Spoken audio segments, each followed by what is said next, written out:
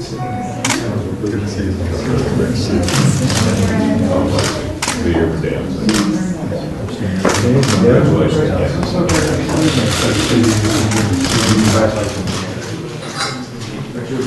Great, thank you all.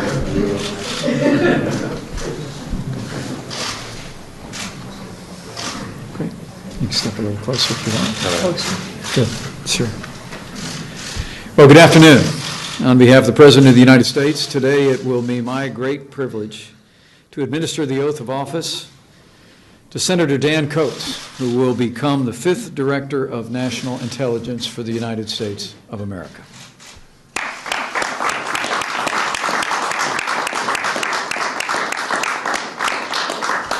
This is a singular privilege for me, as I have known Senator Coates now for more than 30 years, and couldn't be more grateful for his willingness to continue his service to the United States of America in this vitally important role in the life of our nation.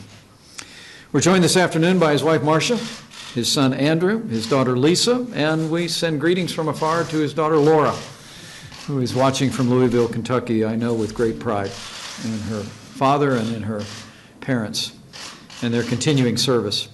Also very honored to be joined today by a member of the Intelligence Committee in the Senate, Senator James Lankford, and the newest member of the United States Senate, Senator Luther Strange. Thank you both for being here for this occasion.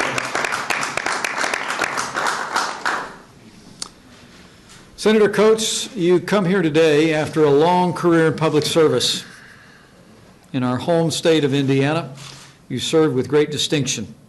First answering the call to serve our country in uniform in the United States Army, you would be elected to the United States Congress in 1980, serving 4 terms in the House of Representatives and then a decade in the Senate, followed by 4 very distinguished years as the United States Ambassador to Germany.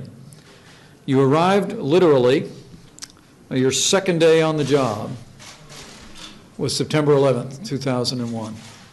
And in that moment of crisis for the United States and crisis in the world, you played a leading role in marshaling European support for our nation in that dark hour. Although you tried to retire from public service in 2005, you failed, just as you have again. And you ran for the United States Senate in 2010 and served another term. Serving on the Intelligence Committee, you chaired the Joint Economic Committee, adding to the more than a decade that you served on the Armed Services Committee in the United States Senate. Throughout all of your years, you represented not only the state of Indiana well, but you represented the interest of the United States with extraordinary integrity and commitment. From one Hoosier to another, I'm grateful and proud for your service to date, and I know that President Trump is grateful and proud of your willingness to serve our nation at such a time as this. The President has called you to serve this country as our Director of National Intelligence. As you know from your many conversations with him, President Trump has no higher goal than the safety and security of the American people.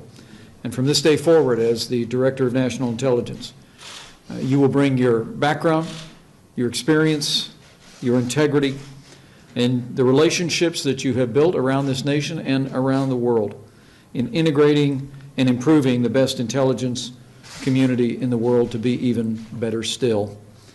The President and I have absolute faith in you.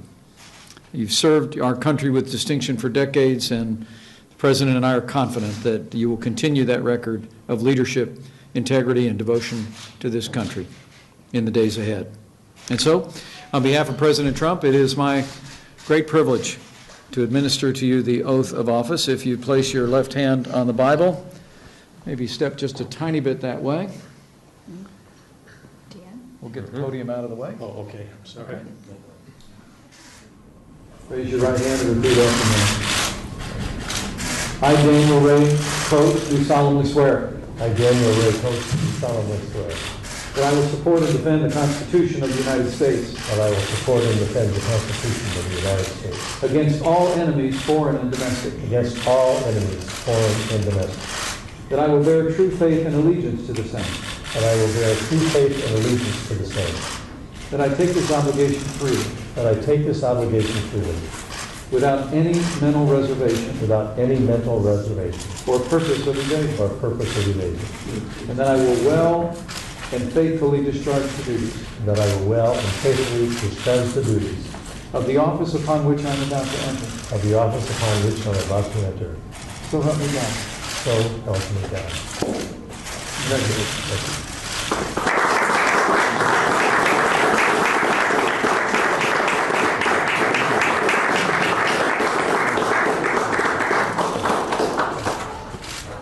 Ladies and gentlemen, the Director of National Intelligence for the United States, Dan Coates.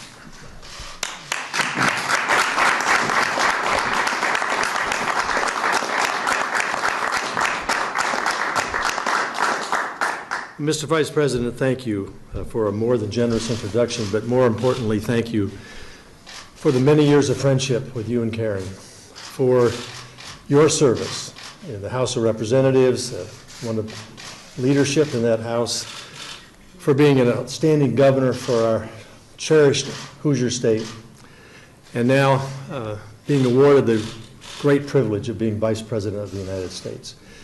To know you, to know who you are, to be so proud of our friendship, so proud of you in terms of your leadership, and being part of the team that's going to do everything we can to keep America safe, to keep America prosperous, to keep America being the America that serves all Americans, the kind of country that is recognized around the world. I'm deeply grateful for your leadership with that. These are clearly uncertain times. It's so wonderful to be supported by a wife of many, many years who has been at my right-hand side, counselor, supporter, a faithful companion, by our daughter Lisa, by our son Andrew, and our daughter Laura, who is in Louisville, Kentucky, watching, hopefully, this procedure. These are clearly uncertain times, but I inherit an intelligence community made up of men and women who have dedicated their careers and their lives. It's a 24/7, 365-day operation, and it is designed to protect Americans from threats from home and abroad. It is designed to be the best intelligence agency in the world. It is functioning well, but everyone that serves in that community say we can even do better. It's a great privilege to be able to be selected to lead that effort and to continue to be the best intelligence service in the world, providing our president, vice president, and policymakers with the needed information they need to inscribe safe policies, good policies, and lead our nation, and in fact, always lead the world, as America has done since its founding. Mr. Vice President, I thank you. Thank you, Jeff.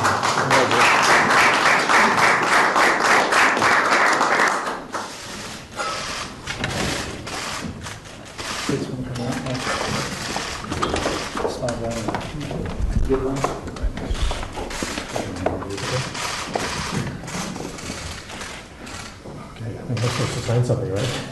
Right there.